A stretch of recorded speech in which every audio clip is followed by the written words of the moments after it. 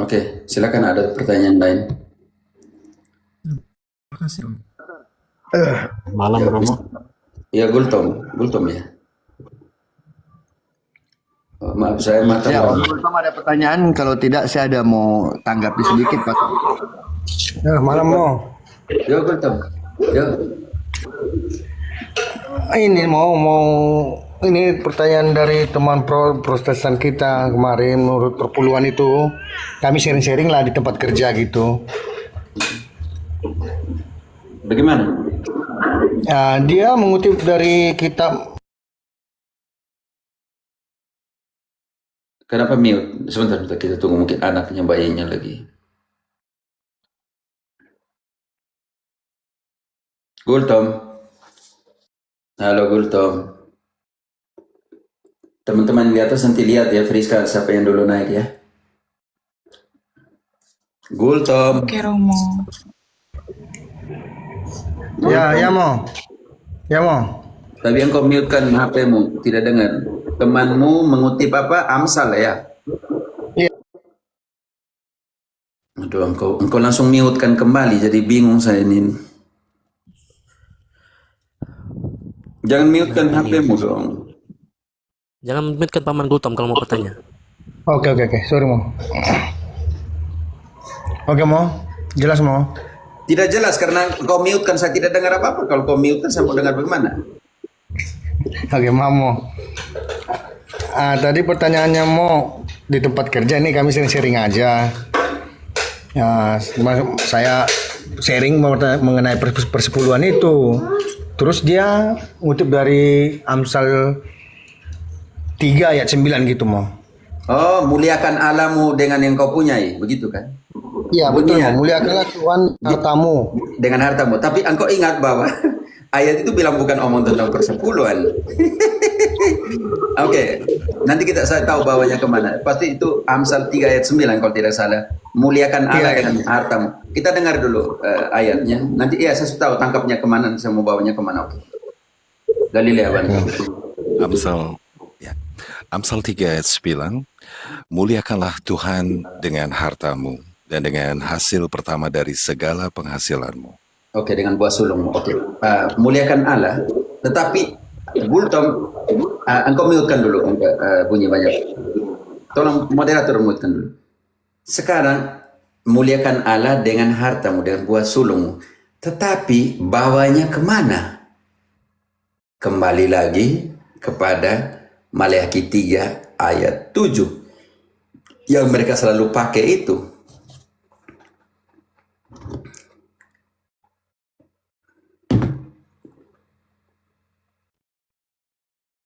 Baik. Maleakhi 3 ayat 7. Sejak zaman nenek moyang kamu telah menyimpang dari ketetapanku dan tidak memeliharanya. Kembalilah kepadaku, maka aku akan kembali kepadamu. Oke. Firman Tuhan semesta. Kembalilah kepadaku artinya kembalikan semua kepadaku. Kembalilah kepadaku dengan cara seperti itu. Karena kamu kepunyaanku, maka semua kepunyaanmu adalah kepunyaanku. Kembalikanlah semua itu kepadaku. Lanjut.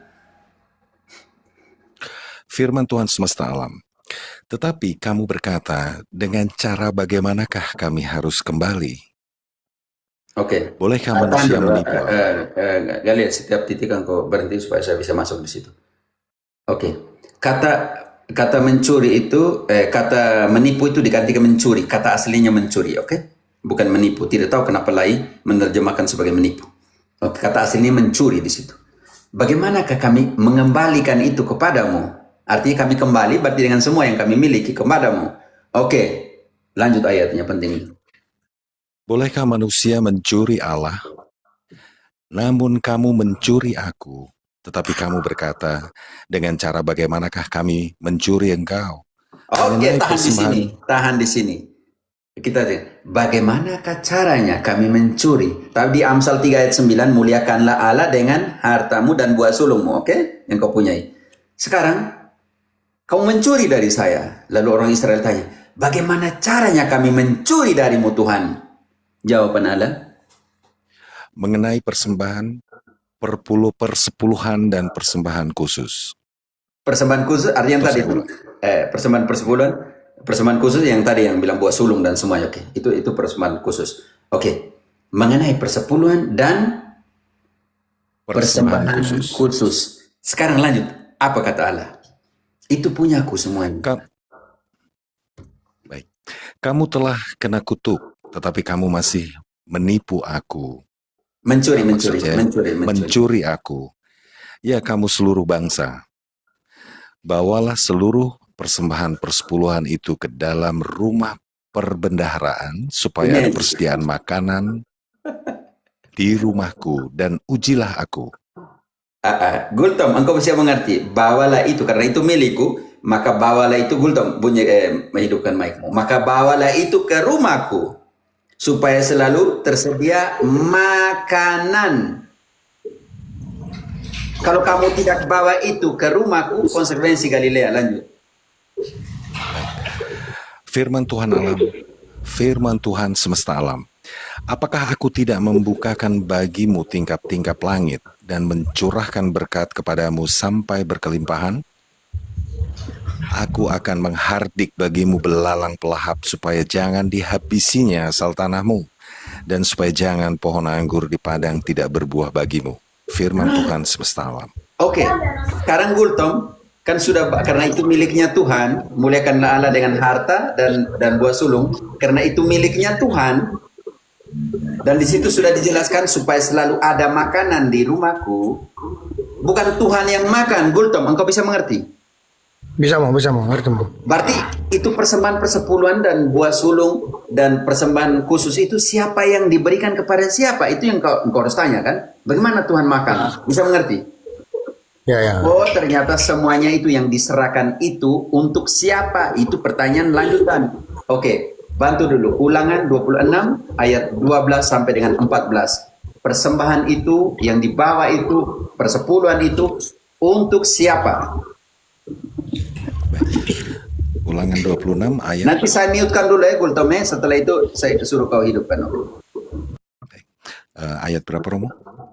26 ayat 12 mulai sampai dengan 14. Tapi setelah 12 engkau tutup dulu, engkau berhenti dulu. Baik. Ulangan 26 ayat 12.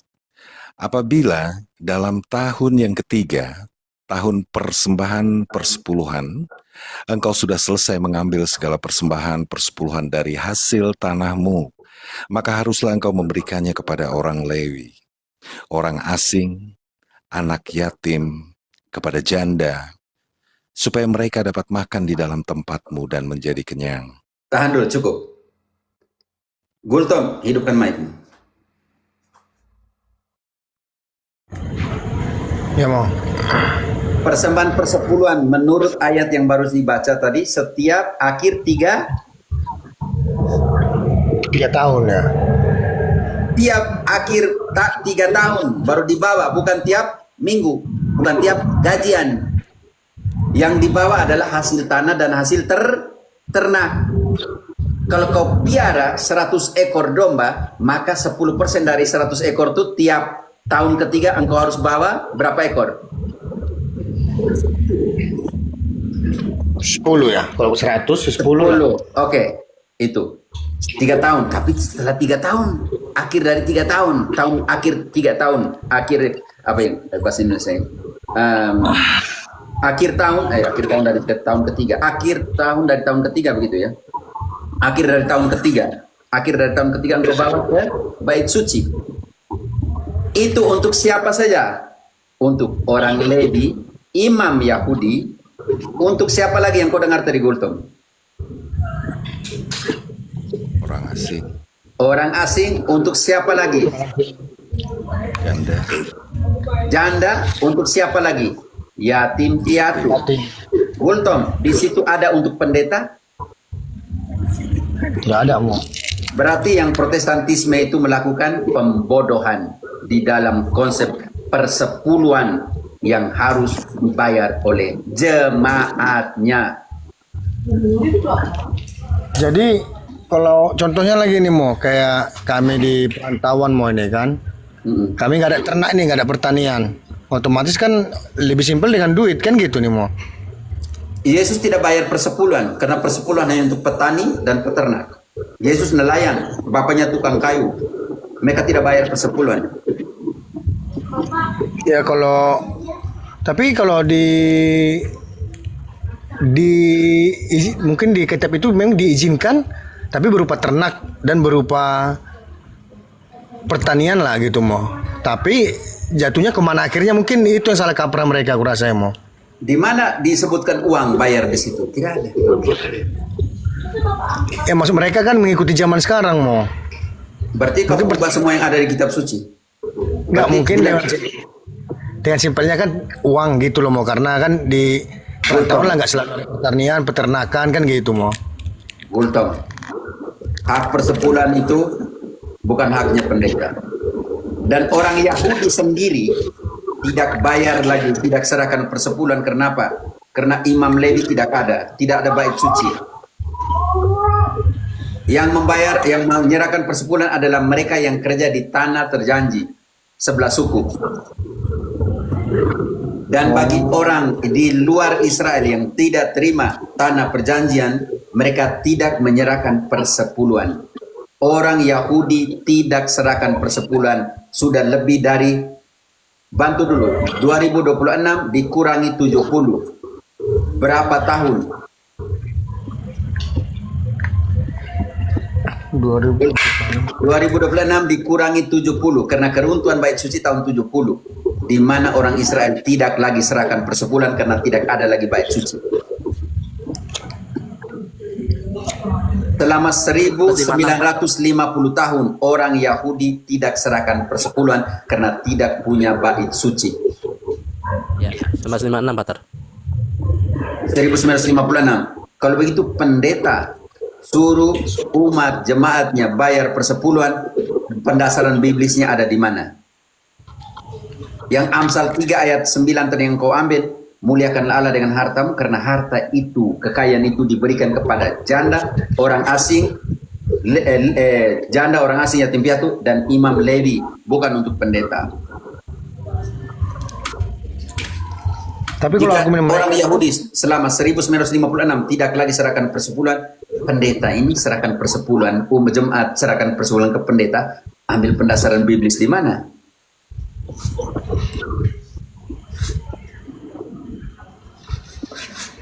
Juga ini berlaku hanya untuk Yahudi ya Mu ya. Di luar Untuk orang Yahudi. Yahudi. Tapi untuk Katolik bisa, karena dia, kalau kita hanya Katolik tidak pasang itu, walaupun secara biblis dia punya hak persepuluhan, imam-imam Melkisedek. Secara biblis imam Katolik hak, dia punya hak karena dia hidup dalam ritus Melkisedek, bukan Levi, karena Levi sudah diganti jadi Melkisedek.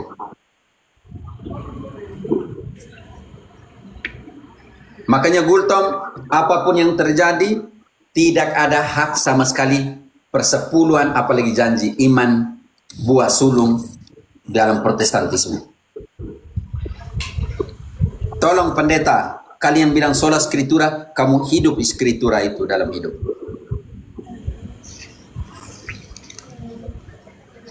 Paham. Jelaskan kepada temanmu yang Protestan. Lebih baik kau bungkus, kau buat nasi bungkus, kau kirim, kau bagi kepada anak-anak yang terlantar. mereka Angkau pergi. argumennya seperti itu mau. Kami kan dikumpulkan persepuluhan ini, dikumpulkan pendeta, nanti disalurkan ke orang miskin katanya. Jangan percaya itu. Tidak ada lagi persepuluhan perjanjian baru.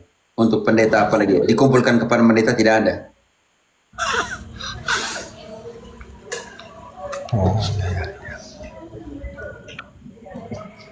Jadi alangkah bagusnya kalau kita ingin membantu, mending kita langsung aja gitu mau. Bawa ke yatim piatu. Bawa ke rumah jompo. Bawa ke penjara. Bantu dulu.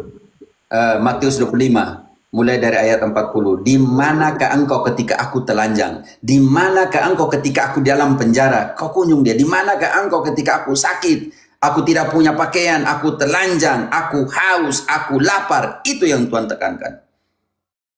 Bungkus dia. Bawa langsung kepada mereka yang membutuhkan. Bantu dulu. Matius 25 mulai dari ayat 40. Matius 25 ayat 40. Dan raja itu menjawab mereka, Aku berkata kepadamu sesungguhnya segala sesuatu yang kamu lakukan untuk salah seorang dari saudaraku yang paling hina ini, kamu telah melakukannya untuk aku. Dan ia akan berkata juga kepada mereka yang di sebelah kirinya, Enyalah dari hadapanku, hai kamu orang-orang terkutuk. Enyalah ke dalam api yang kekal yang telah sedia untuk iblis dan malaikat-malaikatnya. Sebab ketika aku lapar, kamu tidak memberi aku makan. Ketika aku haus, kamu tidak memberi aku minum. Ketika aku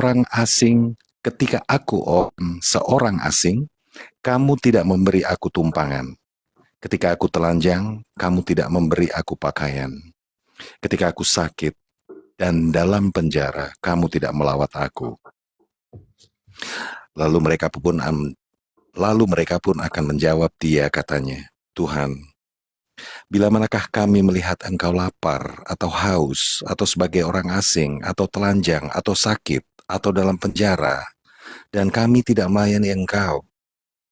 Maka ia menjawab mereka, Aku berkata kepadamu, sesungguhnya, segala sesuatu yang kamu lakukan untuk salah seorang dari yang paling hina ini, kamu tidak melakukannya juga untuk aku. Dan mereka ini akan masuk ke tempat siksaan yang kekal, sebab orang benar ke dalam hidup yang kekal. Oke, Om Galileo. Gultom, bisa mengerti? Bisa mau. Ketika mereka mewartakan 1 Korintus 9 ayat 18. Paulus bilang, kau wartakan Injil itu dapat upah atau tidak dapat upah? 1 Korintus 9 ayat 18. Ayat 18. Kalau demikian apakah upahku?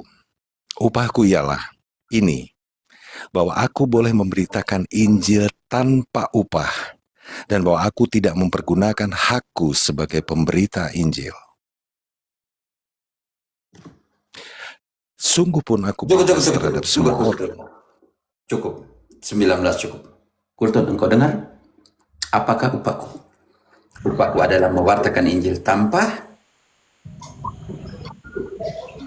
apa mengambil baca kembali. Om Gulton, konsentrasi. Baca kembali kalian. Baik. Kalau demikian apakah upahku? Upahku ialah ini, bahwa aku boleh memberitakan Injil tanpa upah, dan bahwa aku tidak mempergunakan hakku sebagai pemberita Injil. Gultom, kita taruhan ya.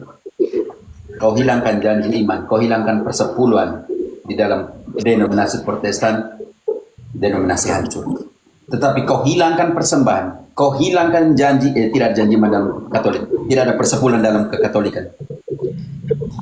Gereja akan tetap hidup. Coba kau angkat di situ Gultom, kau hilangkan dalam Protestantisme yang pertama, persembahan-persembahan itu. Yang kedua, kau hilangkan persepuluhan di dalam Protestantisme. Denominasi akan mati atau tidak, Gultom? Nah itu persoalannya Mo. Kan kita hidup realita kan Mo. Seandainya mereka tak dapat upah dari penginjilan mereka, terus gimana? Apakah mereka salah meminta itu atau gimana? Ini aku bingung. Itu hak mereka juga kan gitu Mo. Tapi di biblis Gultom, hakmu di mana? Di mana secara biblis hakmu? Di situ Paulus bilang, aku tidak menggunakan hak-hak itu. Karena pewartaan adalah mau tahu apa yang dibuat oleh Santo Paulus. Mau tahu apa yang dibuat oleh Santo Paulus, dia mewartakan tapi dia sambil kerja. Kisah 20 ayat 33 dimulai. Emas dan perak tidak ada padaku. Kamu ikut teladanku, kerja. Baik. Kisah 20 ayat berapa, Romo? Mulai 33. Kisah 20 ayat 33. Perak atau emas atau pakaian tidak pernah aku ingini dari siapapun juga. Kamu sendiri tahu bahwa dengan tanganku sendiri aku telah bekerja untuk memenuhi keperluanku dan keperluan kawan-kawan seperjalananku. dalam segala sesuatu telah kuberikan contoh kepada kamu, bahwa dengan bekerja demikian, kita harus membantu orang-orang yang lemah dan harus mengingat perkataan Tuhan Yesus, sebab ia sendiri telah mengatakannya, adalah lebih berbahagia memberi daripada menerima. Gultom, Santo Paulus kerja untuk bantu orang lain? Ya kerja untuk bahkan tuh membiayai kawan-kawannya juga seperjalanannya. Lalu kenapa di situ harus kasih ke mereka? Sedangkan Paulus juga kerja. Karena kan ini kayak orang pendeta kan udah profesi tetap, itu kan mau jadi mata pencarian. Jadi gitulah kesimpulannya mau. Kesimpulan penting sekali engkau. Jadi pendeta bukan panggilan, melainkan Oh ya betul. Pekerjaan profesi ya. Kalau panggilan itu gratis. Ya, Gratis, kalau gratis, berikanlah gratis. Tetapi pendeta adalah profesi, maka setiap profesi dia menuntut apa? Ya, untuk upah itu.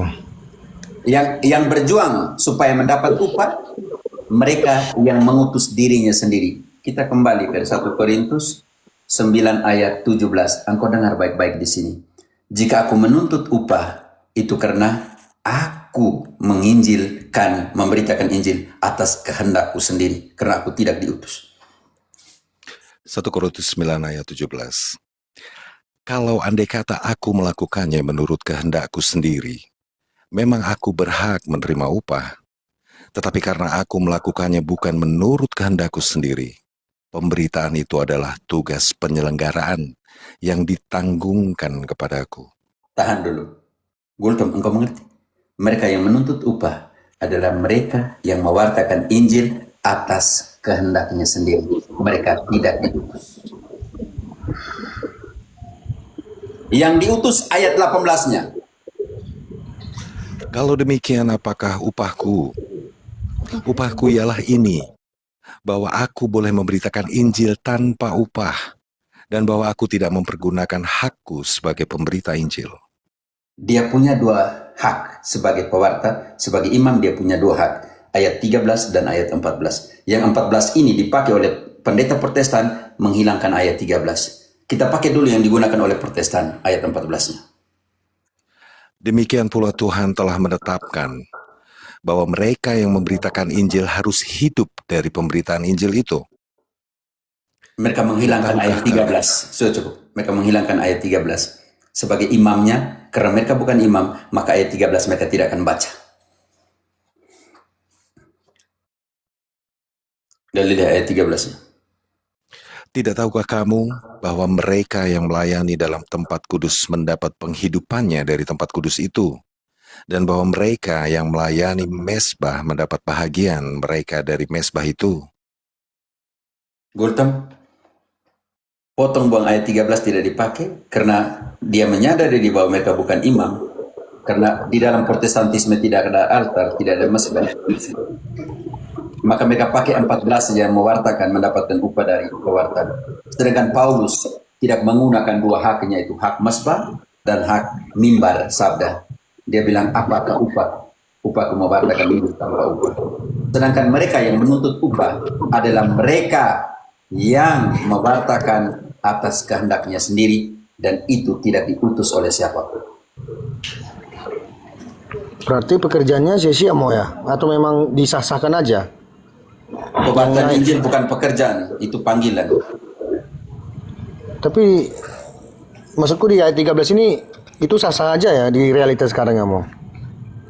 Tidak bisa, karena kau potong buang ayat 13. Ayat 13 dia omong tentang apa? Imam yang melayani mesbah. Sedangkan dalam Protestantisme tidak ada imam.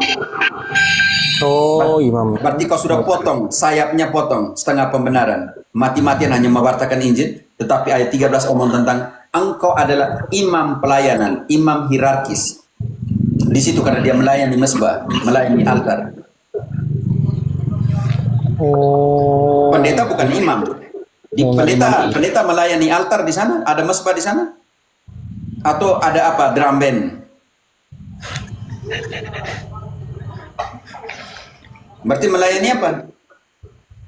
Di Jadi kalau ditarik untuk kita mau imam ini mau contohnya itu Romo lah, contohnya itu sah saja mau. Bisa, dia bisa karena ritus Melkisedek. Dia sah-sah saja tapi dia tidak pernah menggunakan. Sahnya di sini Ibrani 7 ayat 1. Baik, Ibrani 7 ayat 1. Sebab Melkisedek adalah Raja Salem dan Imam Allah yang Maha Tinggi. Garis bawah dulu, kali dia tahan dulu. Melkisedek adalah Raja Yerusalem, ya Raja Salem, dan Imam dari Allah yang Maha Tinggi. Gultom, di situ imam dari Allah yang Maha Tinggi atau pendeta dari yang Maha Tinggi? Imam, cuman kan jangan hanya itu. Engkau jangan sebentar. Engkau tadi tanya kalau Katolik punya hak, ya. Imam dari Allah yang Maha Tinggi. Sekarang dia dapat apa dari Abraham? Lanjut. Ia pergi menyongsong Abraham ketika Abraham kembali. Dan saya ulangi, ia pergi menyongsong Abraham ketika Abraham kembali dari mengalahkan raja-raja dan memberkati dia. Dan Abraham kasih apa? Kepadanya pun Abraham memberikan 1/10 dari semuanya. Menurut arti namanya, Melkisedek adalah pertama-tama raja kebenaran. Cukup. Hanya konsentrasi di persepuluhan, yang itu penjelasan tentang Melkisedek. Maksudnya begini, Abraham, Gultom, hidupkan mic-mu. Abraham memberikan persepuluhan kepada Melkisedek. Ya, persepuluhan yang dia miliki. Melkisedek itu imam dari Allah yang Maha Tinggi atau pendeta dari Allah yang Maha Tinggi? Imam yang Maha Tinggi dari Allah. Oke. Sekarang kita buktikan bahwa di dalam perjanjian lama diberikan kepada ritus Harun dan Lewi persepuluhan itu. Sekarang apakah imamat berubah atau tidak berubah? Ayat 11-12-nya Galilea. Baik. Karena itu, andai kata oleh imamat oleh imamat Lewi telah tercapai kesempurnaan, sebab karena imamat itu umat Israel telah menerima Taurat, apakah sebabnya masih perlu seorang lain ditetapkan menjadi imam besar menurut peraturan Melkisedek? Dan yang tentang dia tidak dikatakan menurut peraturan Harun. Penting sebentar dulu kalian. Gultom, engkau lihat itu. Sekarang dua perbandingan antara ritus Harun, ritus Lewi, dan ritus Melkisedek. Sekarang ayat 12-nya diubah dari Harun ke Melkisedek atau tidak?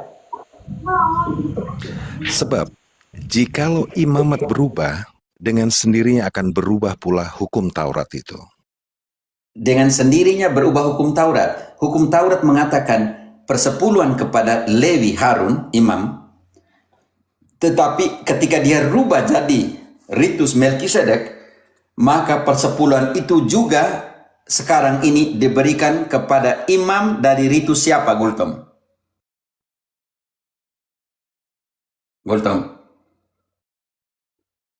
Dari ritus Melkisedek mau. Dari ritus Melkisedek. Kalau ritus Melkisedek itu hanya pada saat itu atau sampai selama-lamanya, ayat 16.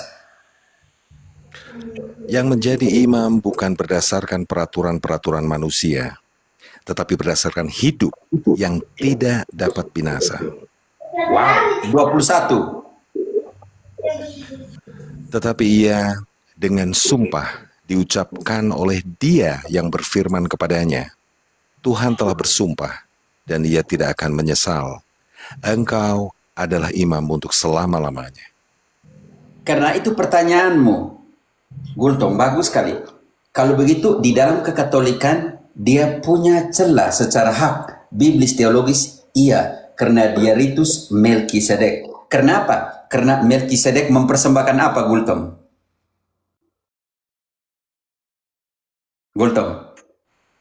Melkisedek mempersembahkan apa? Kejadian 14 ayat 18. Konsentrasi di sini. Ini sudah masuk teologi keimamatan. Penting sekali. Ritus Melkisedek dan imam-imam dari ritus Melkisedek artinya harus mempersembahkan sama seperti yang Melkisedek persembahkan. Gultom, konsentrasi. Kejadian 14-18. Apa yang dipersembahkan oleh Melkisedek, imam dari Allah yang Maha Tinggi? Melkisedek Raja Salem membawa roti dan anggur. Ia seorang imam Allah yang Maha Tinggi. Dia seorang imam Allah yang Maha Tinggi. Melkisedek mempersembahkan apa, Gultom? Roti dan anggur mau. Oke, apa yang dibuat Yesus dalam malam perjamuan terakhir? Perjamuan kudus lah, perjamuan kudus. Apa yang dipersembahkan Yesus pada malam perjamuan terakhir? Lukas 22 ayat 19 dulu. Sama seperti yang dipersembahkan oleh Melkisedek atau tidak? Sama. Galilea. Lukas 22 ayat 19.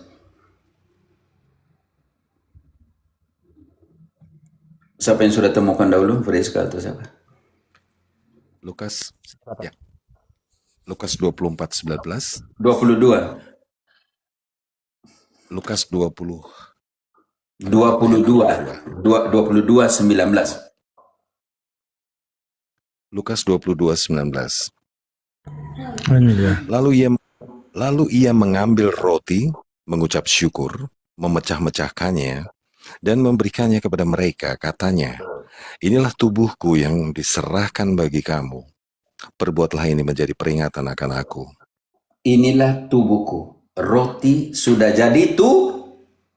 Tubuh. Yesus tidak bilang, inilah rotiku, makanlah, sebab inilah rotiku. Ini adalah tubuhku. Yang diambil adalah roti. Ayat 20, diambil apa? Apakah itu darah yang memeteraikan perjanjian atau tidak? Demikian juga dibuatnya dengan cawan sesudah makan. Ia berkata, cawan ini adalah perjanjian baru oleh darahku yang ditumpahkan bagi kamu. Wow, jadi roti dan anggur jadi tubuh dan darah. Gultom, pertanyaan saya. Pendeta mereka melakukan ritus Melkisedek? Ya, setahu saya sih di Protestan tak ada lah mau seperti kita Ekaristi kan gitu. Ekaristi. Dan kalau mereka bilang kami adalah ritus Melkisedek, kita buktikan bahwa gereja merayakan Ekaristi 1 bulan 1 kali atau setiap hari. Kisah 2 ayat 46. Kisah 2 ayat 46. Dengan bertekun dan dengan sehati mereka berkumpul tiap-tiap hari dalam bait Allah. Mereka memecahkan roti di rumah masing-masing secara bergilir dan makan bersama-sama dengan gembira dan dengan tulus hati. Gultom, kalau mereka adalah ritus Melkisedek, mereka memecahkan roti setiap hari di Protestantisme? Teman-teman? Enggak em. Secara biblis, Ekaristi dirayakan setiap hari, barusan dibaca ayatnya. Setiap minggu kayaknya mau. Tidak, di sini yang kita baca tadi. Secara biblis yang barusan kita baca, Ekaristi, pemecahan roti dilakukan setiap hari. Ya, dilakukan ritus Melkisedek. Setiap hari, itu yang barusan ayat tadi mengatakan, setiap hari mereka merayakan, memecahkan roti. Ya mau setiap hari mau. Kalau begitu, gereja Katolik, imam-imammu mempunyai hak persepuluhan Melkisedek? Secara ritus berhak mau. Kalau begitu pendeta ambil dari mana?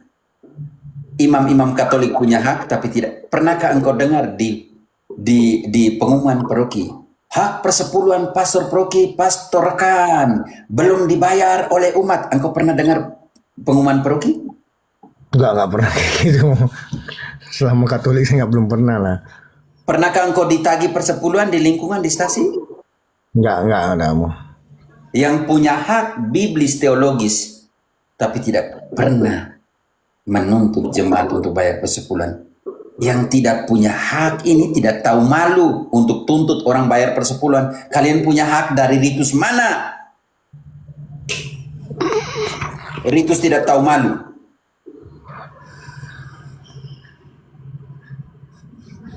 Sudah bisa mengerti, Gultom? Apapun alasan, tidak masuk sama sekali di konteks biblis teologis tentang persepuluhan di dalam Protestantisme. Artinya kalau tidak masuk, artinya terjadi yang kita namakan pemaksaan ide, kehendak. Ya. Dan ketika terjadi pemaksaan, artinya mencari untuk pembenaran terhadap apa yang dilakukan. Buat doktrin dulu, ambil ayat, untuk paksakan ayat itu membenarkan apa yang dilakukan oleh doktrinnya mereka. Sebenarnya, Protestan tidak ada dogma atau tidak ada doktrin, tidak ada pengajaran. Yang terjadi dalam Protestantisme adalah protes kepada ajaran Katolik. Katolik secara biblis mengajarkan dengan jelas bahwa Ekaristi adalah benar-benar, mereka protes, mereka bilang simbolis. Katolik dan di dalam kitab suci mengajarkan bahwa ada imamat tertabis, mereka bilang tipu semua orang imam. Kalau semua orang imam, kenapa mereka pergi ibadah toh? Gultom, kenapa mereka pergi sana? Semua orang sucikan diri sendiri, selesai. Di ajaran gereja Katolik mengatakan, dan kitab suci dan gereja Katolik mengatakan ada pengampunan dosa dan utusan pengampunan dosa, utusan pendamaian. Mereka bilang mengaku langsung kepada Tuhan Allah. Artinya yang terjadi, yang ada di dalam Protestantisme adalah protes terhadap ajaran Katolik. Tidak ada ajaran Protestan, yang ada hanyalah protes kepada ajaran Katolik. Titik. Tapi kalau saya tarik mungkin mereka menyamakan sama dengan imam, apa ini sama dengan imam, mungkin itu. Karena imam itu ibaratnya khotbah gitulah cerita mereka. Mungkin pikiran saya gitu sih Makanya mereka menyandingkan imam dari kayak imam itu gelar ibaratnya panggilan lah mungkin. Imam itu punya dua tugas ya. Tugas altar dan tugas pewartaan. Engkau harus lihat itu baik-baik. Frater, engkau bantu TB2 dulu, ada yang TB2 di sini. Bantu dulu Roma 15:16. Paulus tuh imam. Paulus tuh imam. Roma 15:16. Paulus tuh imam, dia mempunyai dua pekerjaan, dua panggilan. Yang pertama untuk mewartakan, yang kedua untuk mempersembahkan korban. Artinya butuh masbah kalau butuh pengorbanan. Jadi di situ imam, lihat saja bantu, bukan pendeta ya, bukan pendeta. Di dalam TB2 yang diterjemahkan oleh Lai sendiri, mereka mengakui kembali kepada yang aslinya di situ. Pelayan liturgi adalah seorang imam, maka dalam TB2 diterjemahkan untuk menjadi pelayan bangsa-bangsa lain sebagai apa? Penekanan di kata imam itu. Roma 15:16. Untuk menjadi pelayan Kristus Yesus bagi bangsa-bangsa lain sebagai imam. Sebagai apa? Imam. Sebagai pendeta, Gultom? Sebagai apa? Imam. Oke, sebagai imam dia punya tugas pertama, mewartakan. Baca, perhatikan. Sebagai imam dalam pemberitaan Injil Allah. Yang pertama, Supaya bangsa-bangsa pemberitaan Injil Allah. Yang kedua, supaya bangsa-bangsa dipersembahkan atau tidak dipersembahkan. Ini tugas imam mempersembahkan. Oke. dapat diterima oleh Allah Sebagai persembahan yang berkenan padanya. Yang diapakan oleh Roh Kudus. Dan disucikan oleh Roh Kudus. Berarti di situ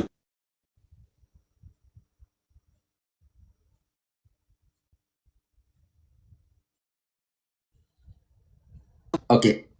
Ada telepon Pater Gradus. Oke, artinya dua pekerjaan di situ, Gultom. Di situ Paulus bilang dia imam atau pendeta, Gultom? Imam.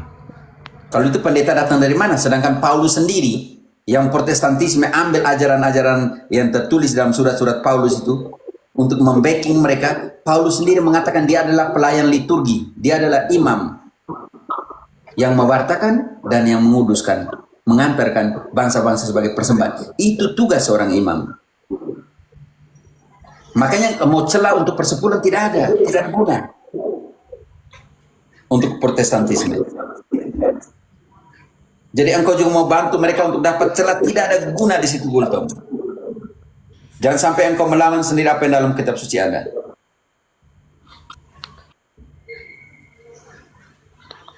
Ya, pertama mikir saya sih, ya dia melayani, mungkin dia berhaklah dapat haknya. Itu pemikiran saya mau dengan realita kehidupan kan gitu mau. Tapi engkau harus uji dengan kitab suci katakan kan. Ya, orang itu juga bilang sola ya. Benar-benar ya. Mereka bilang sola skritura, ya sudah uji dengan skritura yang ada. Mau bilang bagaimana? Mereka bilang sola skritura, tapi skrituranya diambil dari Katolik. Tidak ada guna. Berarti garis besarnya berarti saya simpulkan antara panggilan sama profesi tadi itu berarti ya, membedakan mereka romo sama pendeta itu ya, imam sama pendeta itu ya. Di dalam kitab suci hanya ada hanya ada panggilan, tidak ada profesi. Enggak ada ya. Berarti mau ambil celah di mana bahwa pewartaan Injil sebagai pekerjaan? Iya ya. Gurtom, engkau jangan simpulkan sembarang-sembarang yang tidak ada dalam kitab suci. Yang di kitab suci hanya ada panggilan, bukan pekerjaan. Pewartaan Injil bukan pekerjaan, adalah panggilan. Jadi makanya saya bilang Gurtom, engkau mau ambil sisi celah yang seperti apa? Engkau jangan, saya tidak akan buka room di sini untuk ambil celah bahwa mereka punya hak itu. Di sini tidak ada guna dengan saya. Mau bela Protestan macam apapun, engkau tidak bisa ambil celah di sini. Ya bukan belum, cuman jaga-jaga aja kan, takut menyalahkan orang sebentar kira saya tidak kurang paham gitu loh mau. Engkau sudah jelaskan dengan ayat kitab suci tadi, tidak ada membuka peluang untuk jadi pekerjaan di sini. Ya. Ya itu aja, pegangan panggilan sama profesi itu aja sih yang garis besar saya tangkap lebih kuat lah gitu. Tapi saya tidak jelaskan di dalam kitab suci bahwa itu adalah pekerjaan, itu adalah panggilan. Panggilan. Mereka memasukkan itu sebagai pekerjaan, mereka ambil dari mana? Yang itu adalah keuntungan mereka yang telah kehilangan. Ini yang Galatia, bantu dulu. Galatia 1 Timotius 6 mulai dari ayat 3. Mau aku ganti kah Galilea dengan Friska dan Frater supaya 1 Timotius 6 ayat 3 ya Romo. Ini pekerjaan orang-orang yang kehilangan kebenaran ini, yang mengira ibadah sebagai sumber keuntungan ini. Jika seorang mengajarkan ajaran lain dan tidak menurut perkataan sehat, yakni perkataan Tuhan kita Yesus Kristus, dan tidak menurut ajaran yang sesuai dengan ibadah kita, ia adalah seorang yang berlagak tahu padahal tidak tahu apa-apa. Ingat, penyakitnya ialah pelan-pelan Galilea. Yang pertama, kategori pertama, mereka yang mengajarkan tidak sesuai dengan doktrin yang sehat, yang sesuai dengan pengajaran Yesus Kristus. Yang pertama, mereka yang dikategorikan sebagai pertama, orang yang tahu, seolah-olah tahu tapi tidak tahu sama sekali. Tidak tahu. Yang kedua, penyakitnya ialah mencari-cari soal dan bersilat kata. Yang kedua, yang menyebabkan dengki, cedera. Pelan-pelan Galilea. Kategori kedua, cari-cari persoalan. Dan karena itu menimbulkan apa? Menimbulkan dengki, yang kedua, cedera, fitnah, curiga. Apalagi? Percekcokan. Antara. Ayat 5. Percekcokan antara orang-orang yang tidak lagi berpikiran sehat dan yang kehilangan kebenaran, yang mengira ibadah itu adalah suatu sumber keuntungan. Menggunakan ibadah, menggunakan ibadah sebagai sumber keuntungan. Ayat 6, memang ibadah itu kalau disertai rasa cukup memberi keuntungan besar. Oke, tahan dulu. Kita tidak. Galilea tiap ayat berhenti dulu supaya saya bilang sambungnya kemana. Ibadah itu kalau disertai rasa cukup mendatangkan keuntungan besar. Tetapi rasa cukupnya dijelaskan oleh ayat 8. Asal ada makanan dan pakaian, cukuplah. Tahan dulu, Gultom. Pendeta hanya untuk dapat makanan dengan pakaian? Ya paham. Pendeta hanya dapat makanan dan pakaian? Ayat 9 dan 10 akan menjelaskan. Orang yang cari kekayaan.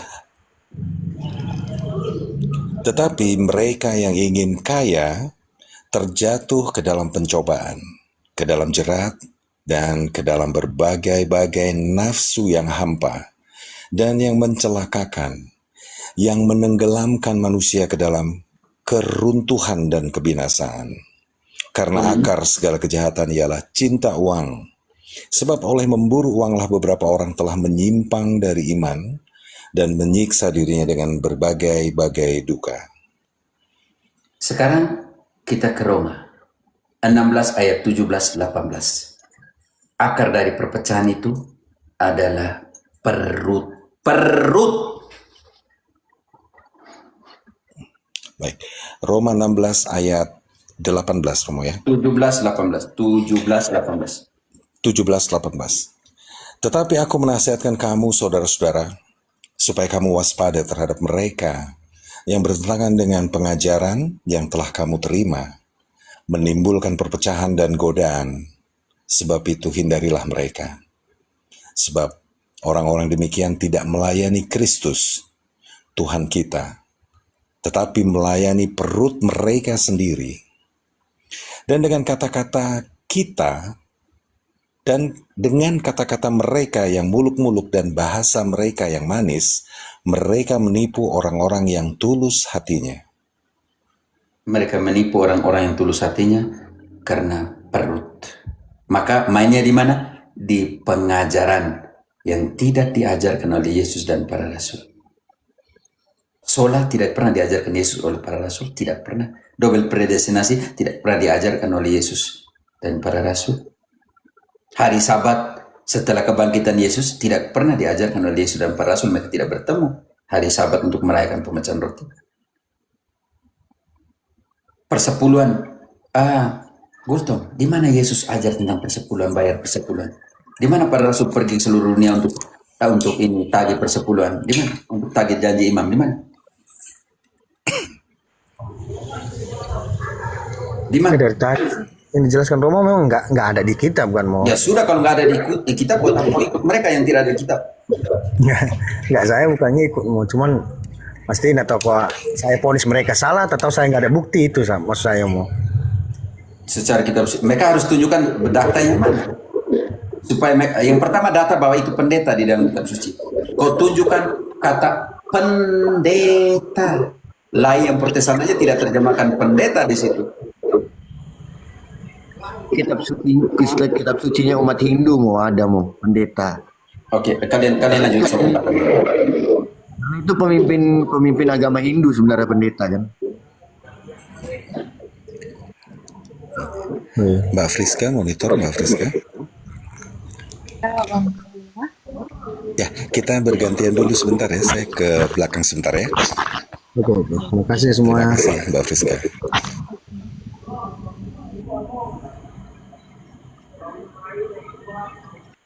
Ini Pak Gul, lainnya masih kurang mengerti atau masih ada pertanyaan biar gantian. Enggak, udah paham. Oke, berarti nanti gantian ya sama Om Lexi ya. Om Lexi. Oke. Terima kasih semua. Izin turun ya. Oke Pak Gultom. Terima kasih.